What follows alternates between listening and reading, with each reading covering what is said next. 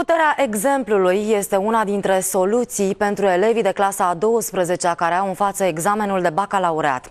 Asta crede un tânăr regizor român care a pornit în turneu prin țară în încercarea de a-i face pe elevi să învețe mai mult. Cu toate că se mișcă greu și abia vorbește din cauza unei boli grave, tânărul a reușit să își croiască drum prin viață și chiar să facă o carieră în cinematografie. Prin exemplul lui ar putea să-i facă și pe liceu să-și dorească succesul. Dacă ai vise, măcar încep să scriu, dacă ai dorință. În felul ăsta știi că ai timp azi să îți împarți ziua cu tot ce contează pentru tine.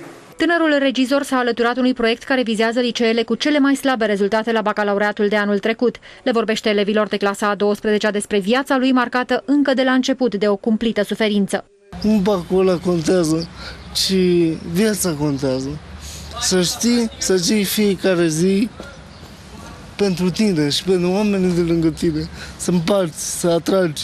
Profesorii implicați și ei în proiectul de motivare a elevilor au deja un an de când se ocupă de cei mai slabi dintre copii. Rezultatele încep să se vadă. Avea câte absențe? Vreo 300. Am ajuns chiar la 400. Chiar la 400. O grămadă de materii la care era corigent. A ajuns să fie unul dintre cei promovați la toate materiile. Și cu rezultate foarte bune. Deja vedem că și-au dat seama că e necesar să lucreze cu elevii de când intră la liceu. În proiect sunt implicate 5 licee din București și câte unul din Iași, Brașov, Sibiu și Câmpul Lung Mușcel.